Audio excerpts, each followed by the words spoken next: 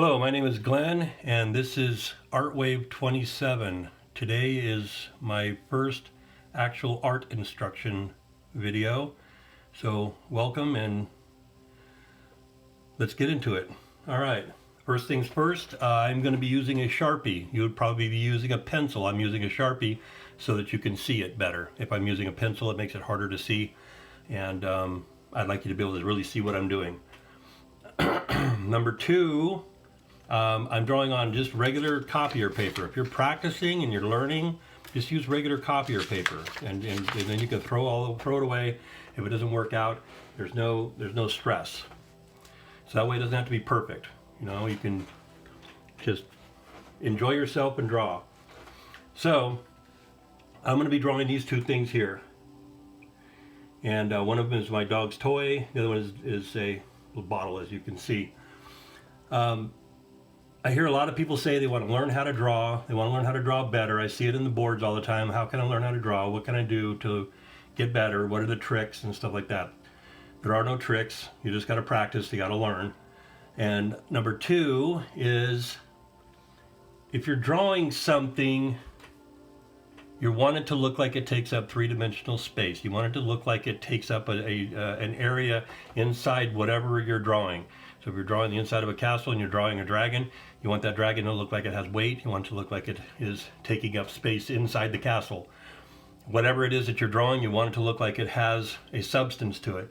And so in my opinion, the best way to learn how to draw is to learn how to draw things from real life. So learning how to draw something that's actually sitting in front of you teaches you more about how things sit, how things volumize, how things just have a volume to them. Okay, so you start out by looking at the basic shapes. This back here has a basic sphere shape. This is a basic cylinder shape. If you don't know what those are, then you probably should go and learn those things. But I'm going to assume that you guys know what that is. All right, so with the ball, basically just start out by drawing just a circle. Okay. Now I know it has spikes and stuff on it and other things to it, but that's okay because we're just going to draw a circle. And these are called discovery lines. This is the lines that just kind of give you an idea of where it's at. If you're drawing with a pencil, you would do these lightly, and then you can erase them later. You know. So the other thing is a cylinder. It has two straight sides with a sort of a curve at the bottom, and it comes in and goes up. So basically we're going to start out by drawing the two straight sides. And see how I make lines until it feels right, until it's about the right size. Feels right to me. It comes down past there just a little ways, and then curves like that. Okay. You can see that it comes right. It starts to tip in right about where the ball meets it, right here. So right in here is where it curves up, and that's what you look at. It curves in a little ways. You can see that there's another cylinder sitting right on top of it. It's up a little ways. So, you know, so you can just draw lines until it feels right to you. Now it has like this little thing on the top.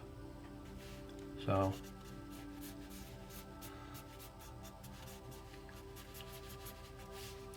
now you see the little nodules that are sticking out right there. Just sort of go, okay, well, there's one right about here, here, here.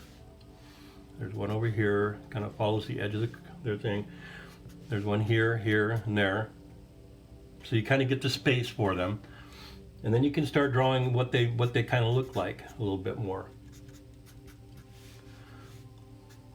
And like I said, it doesn't really matter how right it is. If you're using a pencil, you can always go back and change things if you want to. I erase a lot, and it's okay.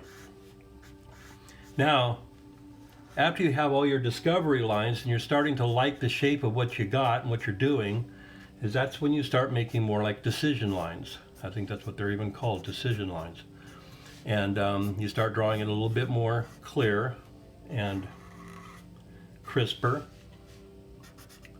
And what you'll do, if this was done in pencil, you would go back and lightly erase some of these lines here, the lighter discovery lines, away and get them out of the way. or you leave them and you come back in with a pen and you draw over it. And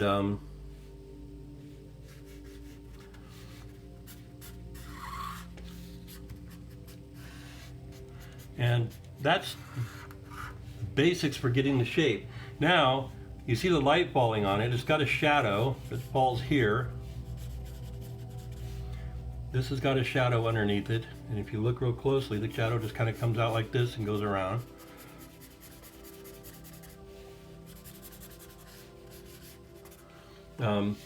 There's light shining on it right there.